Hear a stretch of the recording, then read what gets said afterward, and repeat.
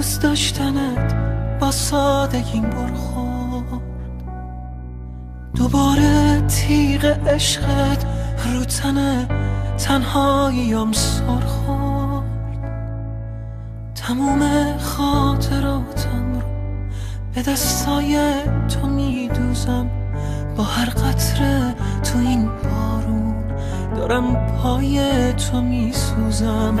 با اینکه هر دقیقه از تو و عشق تو بیمارم، برام مثل نفس میمونی و بازم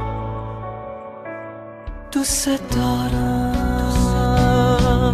دوباره باوره دوست داشتنت با سادگیم برخورد، دوباره تیغ عشقت رو تن تنهاییم سر خورد. تموم خاطراتم رو به دستای تو میدوزم، با هر قطره تو این بارون دارم پای تو میسوزم.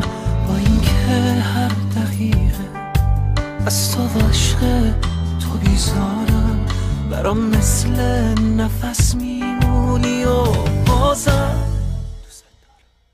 دوست دارم.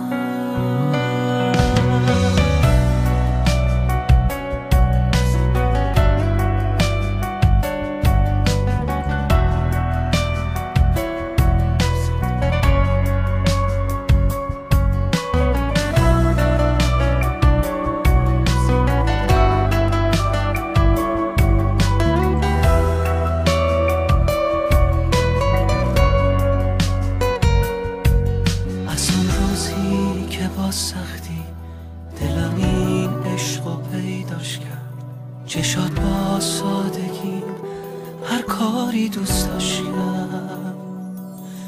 دوباره حال من بد میشه و دلتنگیام بدتر، دوباره قصه رو تکراره و طی میشه تا آخر.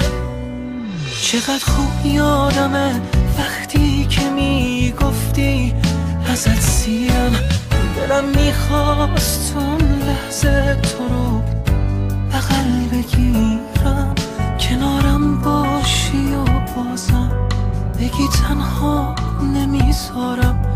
دروغات خیلی شیرین بود که میگفتی دوست دارم، با اینکه هر دقیقه از تو عشق تو بیزارم، برام مثل نفس میمونی و بازم